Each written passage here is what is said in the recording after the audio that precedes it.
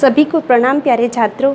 मैं वापस पुनः आपके समक्ष बीएड द्वितीय वर्ष के द्वितीय प्रश्न पत्र को लेकर प्रस्तुत हुई हूँ, जिसमें हम द्वितीय इकाई से अध्ययन कर रहे थे, जिसका शीर्षक है विषय आधारित उपागम या विषय आधारित आकलन। इसमें हमने प्रयोग पढ़ लिया था, यानी कि प्रयोजन पढ़ लिया था, प्रदर्शन पढ़ लिया था। आज हम पढ़ेंगे स्वयं आकलन। स्वयं आकलन को पढ़ाने से पहले मेरा आज मन कर रहा है कि मैं कबीरदास जी का एक दोहा आपको सुनाऊं। बुरा जो देखन में चला, बुरा न मिलया कोई, जो देखा मैंने भीतर तो मुँह से बुरा न कोई कबीरा, मुँह से बुरा न कोई। यानी कि कबीरदास जी ने बहुत पहले ही इन विद्वानों ने बोल दिया था कि लोगों की आदत होती है कि वो दूसरों में गुण दोष ढूंढते रहते हैं, यानी दूसरों की कमियां क्या है, दूसरे कितने अच्छे हैं, दूसरे कितने बुरे हैं। तो उनके दोष को देखने से पहले अपने आप को देखो, अपने आप की जांच करो। तो आज वर्तमान में यह जांच प्रक्रिया स्वयं अवलोकन के द्वारा प्रचलित हुई है, यानी कि स्वयं अवलोकन की प्रक्रिया के द्वारा हम शिक्षा में प्रयोग लेते हैं और हम अपने जीवन में भी इस आकलन का हमेशा प्रयोग करते रहते हैं। यानी कि ये आकलन क्या है, स्वयं आकलन क्या है? स्वयं आकलन का सामान्य अर्थ होता है स्वयं की जांच करना, यानी कि आत्म पहचान, यानी कि स्वयं को देखना, स्वयं को समझना तथा स्वयं का परीक्षण करना। ये आत्म आकलन है, स्वयं आकलन। जो स्वयं अवलोकन है, तो ये स्वयं अवलोकन या स्वयं आकलन भी इसको कहते हैं। यह आकलन की ही एक प्रविधि है, जिसमें अवलोकनकर्ता विज्ञान से संबंधित तथ्यों तथा समंकों को एकत्रित करता है, यानी कि इस प्रक्रिया में वह अपनी ज्ञानेंद्रियों का प्रयोग करता है। ज्ञानेंद्रियों के प्रयोग करके वह समंक तथा तथ्यों को एकत्रित करता है और इन तथ्यों को एकत्रित करने के बाद इन तथ्यों का प्रयोग या उपयोग वह समस्या समाधान के लिए प्रस्तुत करता है। और जो प्रक्रिया चलती रहती है उसका निरीक्षण, यानी कि प्रक्रिया के प्रारंभ से लेकर अंत तक वह इस प्रक्रिया का क्या करता है, निरीक्षण करता है या अवलोकन करता है। इसलिए इसको हम क्या कहते हैं, स्वयं आकलन या स्वयं आकलन या स्वयं अवलोकन। गुड। स्वयं आकलन या स्वयं अवलोकन, क्या कहते हैं हम इसे? स्वयं अवलोकन या स्वयं का आकलन, यानी स्वयं की जांच करना। जैसा कि आपको विदित है, सभी मनुष्य के अंदर अपनी अपनी अंडरस्टैंडिंग होती है, अपना अपना बोध होता है, अपना अपना ज्ञान होता है, अपनी अपनी समझ होती है, जिसके आधार पर वह चिंतन मनन करता रहता है। यानी कि अपनी बुद्धि के आधार पर वह चिंतन मनन करता रहता है और अपने व्यक्तित्व का निर्धारण करता रहता है। व्यक्तित्व से संबंधित क्षमताओं को वह देखता रहता है।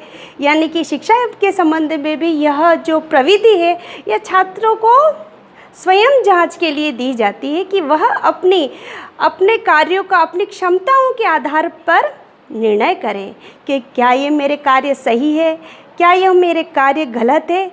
इसके द्वारा बालक का जो होता है वह आत्मविकास होता है। यानी कि यह प्रक्रिया किससे जुड़ी हुई है? आत्मविकास से। अवलोकन की प्रक्रिया किससे जुड़ी हुई है? आत्मविकास से।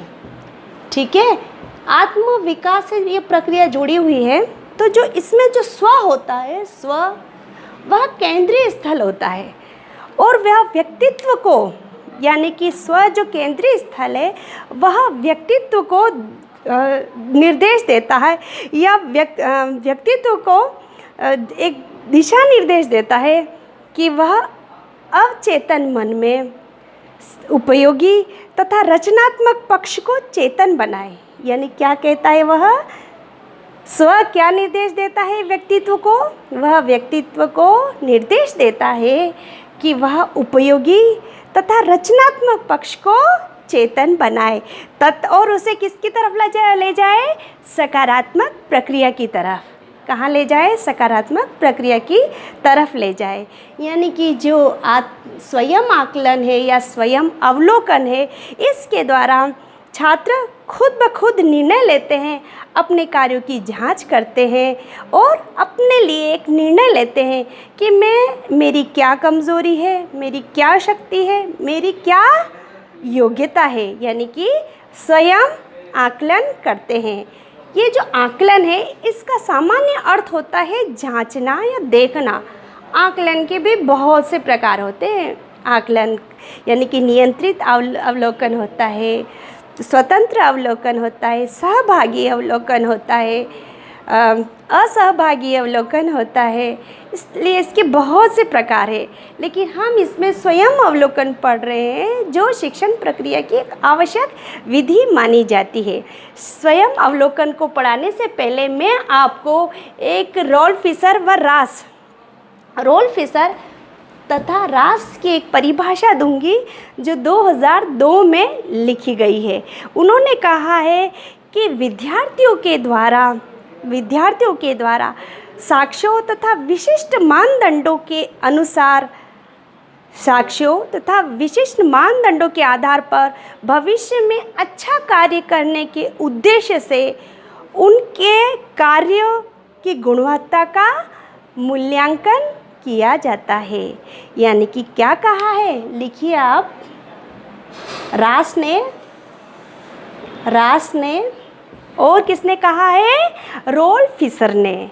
कब कहा है, रास ने और रोल्फ फिशर ने 2000 में कहा है कि जो आकलन है, स्वयं आकलन है, वह विद्यार्थियों के द्वारा विशिष्ट साक्ष्यों एवं विशिष्ट मानदंड के आधार पर उनको भविष्य में अच्छा कार्य करने के उद्देश्य से उनके कार्यों की गुणवत्ता का मूल्यांकन किया जाता है। यानी कि उनके कार्य, स्वयं बालक जो होते हैं स्वयं अपने कार्यों की गुणवत्ता का मूल्यांकन इसमें करते हैं।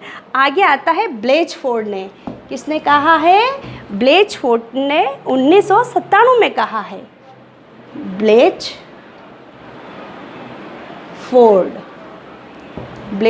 ने 1997 में कहा है। फोर्ड ने 1997 में यही कहा है कि जो आत्म अवलोकन है, इसको स्वयं अवलोकन या शैक्षिक निष्पत्ति का अनिवार्य अंग है या विशिष्ट अंग है, जिसमें विद्यार्थी जो होते हैं अन्य विद्यार्थियों के संबंध में स्वयं की उपलब्धि का निर्णय लेते हैं। तो यह उन्होंने ब्लेचफोर्ड ने 1997 में कहा है। तो स्वयं आकलन क्या है, तो उन्होंने कहा है कि जो शिक्षा है, मैं आगे बोलूँगी कि जो शिक्षा है वह मनुष्य के शरीर, मस्तिष्क तथा आत्मा का पूर्ण विकास है। यानी कि शिक्षा के द्वारा मनुष्य के मन, शरीर तथा मस्तिष्क का पूर्ण विकास होता है। अर्थात मनुष्य एक विवेकशील प्राणी होता है, जो बुद्धि के आधार पर बुद्धि के आधार पर अपनी आत्मा को खंगालता है, यानी आत्मा की पहचान करता है। इसलिए यह जो शक्ति है यह भगवान ने दी हुई है, तो उस परमेश्वर ने दी हुई है, तो इसको विवेक के आधार पर या बुद्धि के आधार पर ही एक मनुष्य को अपने स्वयं का मूल्यांकन करना चाहिए। तो यह जो स्वयं आकलन है या स्वयं अवलोकन की प्रक्रिया है, यह बहुत ही महत्वपूर्ण विधा है। इसकी क्या क्या विशेषता है वह मैं आपको बताऊंगी कि इसकी सर्वप्रमुख विशेषता है शक्तियों को पहचाना। इसके अंतर्गत जो छात्र होते हैं तो उनके समक्ष ऐसा टास्क रखा जाता है, उनको चिंतन मनन करने का अवसर दिया जाता है कि वह अपनी शक्तियों को पहचाने कि उनमें क्या शक्तियां हैं, क्या योग्यता है, जिसके कारण वह अन्य विद्यार्थियों या अन्य लोगों से वह अलग है और जीवन में वह अलग दिखते हैं कि हाँ इस छात्र में यह शक्ति है, यह योग्यता है। तो पहले सर्वप्रथम छात्र जो है वह स्वयं आकलन के द्वारा या स्वयं अवलोकन के द्वारा स्वयं की शक्तियों को पहचाने कि उसकी शक्ति क्या है, जो जीवन में यह शक्ति उसे आगे जो उसके लक्ष्य तक पहुंचा रही है। तो क्या ये लक्ष्य जो है, ये शक्ति है, क्या समाज के अनुकूलित है, क्या उसके परिवार के अनुकूलित है, क्या वह जो मूल्य है, जो समाज के जो मूल्य हैं उनके आधार पर हैं, तो वो शक्तियों, क्या ये जो शक्ति है उसको कोई हानि तो नहीं पहुंचा रही है? जो समाज की जो मानदंड है, जो मूल्य है, क्या ये शक्ति उसको हानि तो नहीं पहुंचा रही है? इस तरह से वह जो शिक्षक होते हैं वह छात्र को पहचानने की शक्ति देता है कि स्वयं को पहचानो कि तुम्हारी क्या क्या शक्ति है जो तुम्हें अन्य लोगों से अलग करती है, तुम्हारी क्या क्या योग्यता है जिससे तुम आगे तक अपने लक्ष्य तक पहुंच सकते हो। तो स्वयं आकलन के द्वारा विद्यार्थी सबसे पहले अपनी शक्तियों को पहचानता है। फिर होता है मनोवेगों को जानना, यानी कि मनोवेग यानी संवेग। क्या संवेग है, क्या वह आवेग है, संवेग है जिसके कारण जो मनुष्य है वह अपने आप को नियंत्रण नहीं कर पाता है, उसका मन इधर उधर उत्तेजित होता रहता है, घूमता रहता है। वह क्या चीज़ है जिसके कारण वह अपने लक्ष्य तक नहीं पहुंच पा रहा है? तो उस मनोवेगों को जानने, ये मनोवेग क्या उसके लक्ष्य को प्राप्त करने में उसकी सहायता प्रदान कर रहे हैं या उसको लक्ष्य तक पहुंचाने में उसको बाधा प्रदान कर रहे हैं? तो छात्र जो है वह स्वयं पहले अपने मनोवेगों को पहचाने। अगर यह उसके लक्ष्य तक जाने के लिए एक साधन के रूप में है तो वह इसको विकसित करे, अन्यथा उसको नियंत्रण करना सीखे। तो मनोवेगों को जानना एक छात्र के लिए अति आवश्यक है। इसलिए यह प्रक्रिया है जो अवलोकन या स्वयं अवलोकन के माध्यम से ही संभव है। आगे आता है मूल्यों को जानना। प्रत्येक समाज के मूल्य होते हैं, प्रत्येक राष्ट्र के मूल्य होते हैं, प्रत्येक परिवार के मूल्य होते हैं। तो उन मूल्यों को जानना इस विधि के द्वारा सिखाया जाता है कि मूल्यों को जाने, इस मूल्यों की रक्षार्थ के लिए वह कार्य करे, यानी कि उसकी शक्तियाँ क्या है तो वह उसको पहचाने। तो स्वयं आकलन के द्वारा सर्वप्रथम मूल्यों को एक शिष्य क्या करता है, इन मूल्यों को जानता है कि उसके स्कूल यानी कि विद्यालय के मानदंड क्या है, विद्यालय के मानक क्या है, क्या वह अपना व्यवहार इन मूल्यों के अनुसार कर रहा है या नहीं कर रहा है।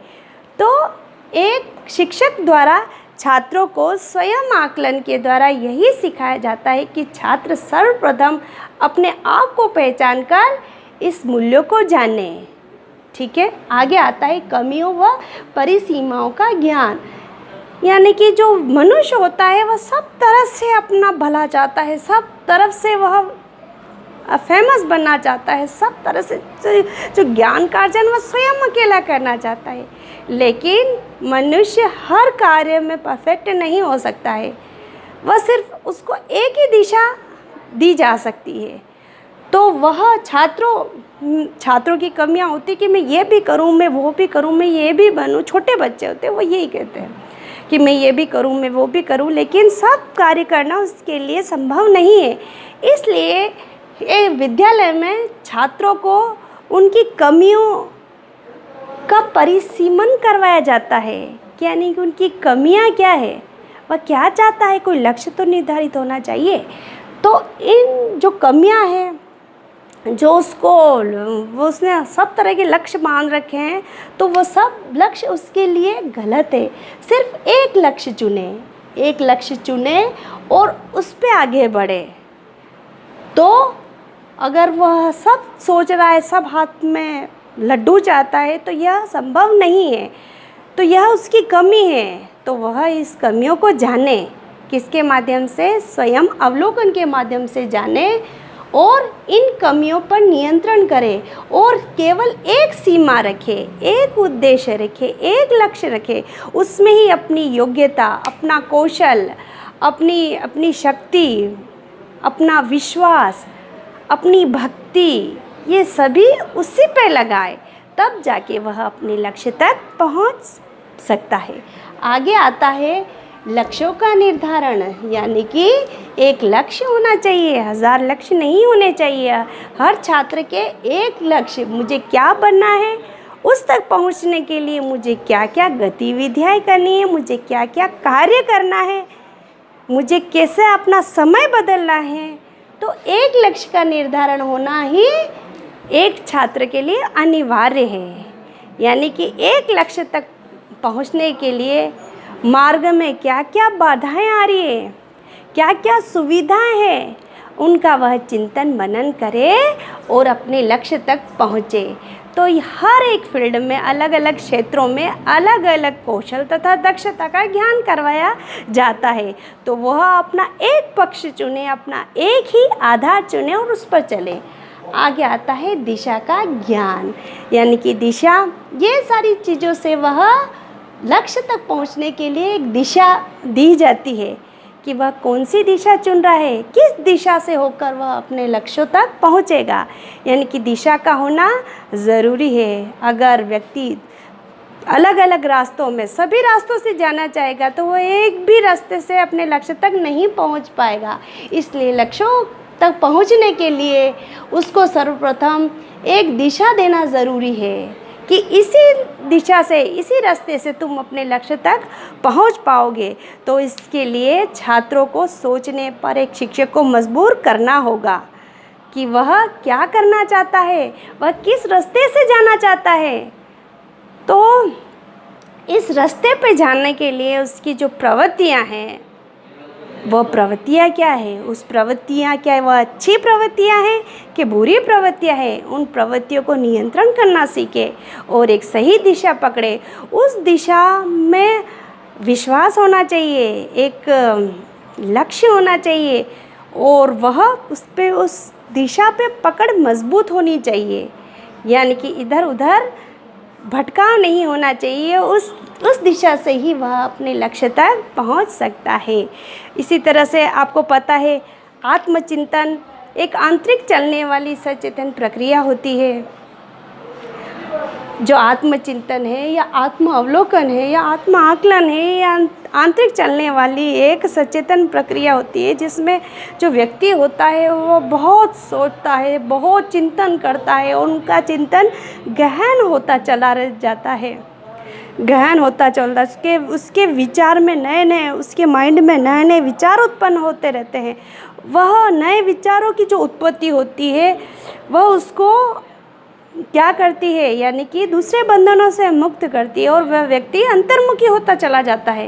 यानी कि अन्य बंधनों से मुक्त होता रहता है और व्यक्ति क्या हो जाता है, क्या होता है, अंतर्मुखी बन जाता है।